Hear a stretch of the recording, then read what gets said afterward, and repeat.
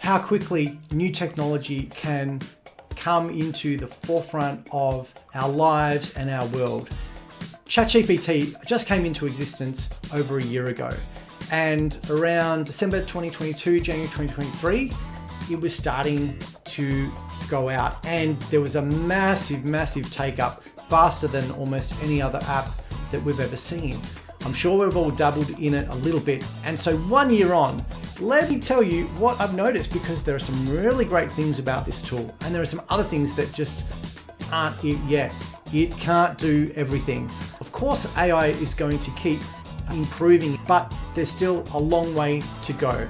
Let's dive into the top 5 things that it does really well. My colleagues and I, we sometimes call ChatGPT our friend. It's like, I wonder what our friend says about something.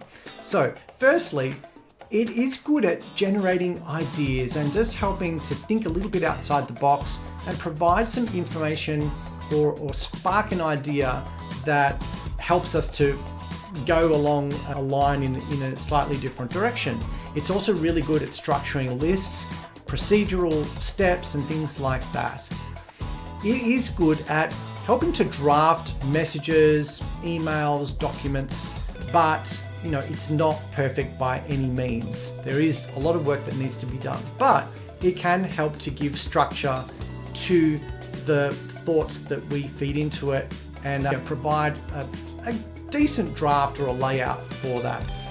ChatGPT is good at problem solving things and helping to explain concepts or things that are either not known or not easily understood. It's very easy to put in a prompt and say, explain this to me as a 12-year-old or for a kinder student. I've also noticed that sometimes when I'm trying to generate ideas, that it can not just bring a different perspective, but it can help to open up for me where I might have some blind spots as well, or things that I've just never considered, which is really helpful.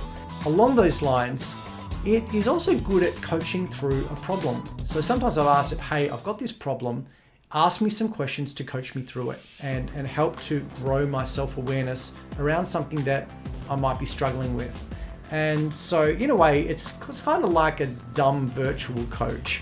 Like, it's not going to be that personal, but it can at least help to stimulate ideas and help to unlock somewhere where I might be stuck in thinking about. So there's some of the good things that ChatGPT does really well. It is by no means perfect. There is obviously a lack of personalization. It doesn't speak in the way that I speak. Even when I try to train it, it doesn't really use the words I use. It uses a lot of big, fancy, flourishy words by default, and they're words that just won't naturally come out of my mouth. In terms of communicating with people, it doesn't have the stories that I have. It doesn't have all the knowledge that I have, and it can't personalize in the way that my mind and my brain and my mouth works. So that is obviously such a big gap in what it can do. And so even if I get it to frame a message or a communication piece, I then need to take ownership of that and not just copy and paste, but to actually spend time to edit it and make it better. Now, you can use prompts to improve the quality of what it spits out, and that's really good to fine tune, but I still need to ultimately run my eye over everything that it produces. Because if I'm going to claim something and say, this is my work, these are my words, then I need to own it and make it mine, not just make it ChatGPT. It uses a lot of unfamiliar language that isn't the words that I would use, but might also be off-putting to other people as well. Generally, if you copy and paste something out of ChatGPT, if you've been using it for a little while, you'll know that it's from ChatGPT just because of the way that it frames the language and the words that it uses. It can sound, fairly reasonable, but it's still not familiar enough. Now, if we just take what it spits out and take it as truth and push it out into the world, it becomes very lazy. It's like taking way too many shortcuts and not really, putting myself into it and not giving value to the work that I'm doing. and it can ultimately be a very lazy way of doing it. It can even waste time. So sometimes I've used ChatGPT to help me work on some code for websites, and sometimes it can give me something that's really good, and other times it actually wastes a lot of time, and I'm trying to fix things over and over again and reiterate and put it through ChatGPT to fix, and it just makes it worse and worse. And by doing that, it wastes more time than if I just went to Google and looked at the problem or looked at documentation and figured it out for myself. So it does potentially make me lazier and make me waste more time as well.